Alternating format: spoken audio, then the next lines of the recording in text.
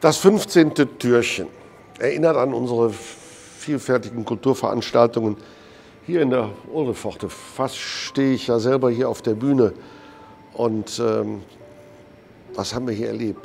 Konzerte, Musikkonzerte von Köster, Hocker und Krominga, Debatten über Kirche und Karneval, Fragen, die von den Chefredakteuren des Stadtanzeigers moderiert wurden, mit illustren Gästen, die jeweils zu diesen Themen eingeladen wurden. Und wir haben an das Judentum erinnert und nochmal auch uns auf die Suche begeben nach jüdischen Mitgliedern in unserem Verein.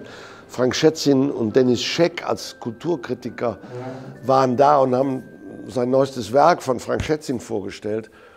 Es gab Debatten rund um die Frage Üleports, Wolkenkratzer, sind wir Provinz oder sind wir Weltstadt? Barbara Schock-Werner hat sich hier eingebracht.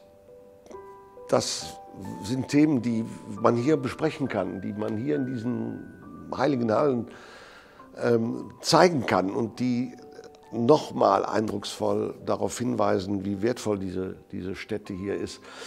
Kann der Narr ohne Freiheit leben? Ein Thema, das uns bewegt in diesen schwierigen Zeiten in der Welt, in der wir leben. All das waren Themen, die wir hier gezeigt haben, um eben auch zu sagen, das Gespräch ist wichtig, die Kommunikation ist wichtig, und zwar von Bürger zu Bürger, von Künstler zum Zuschauer.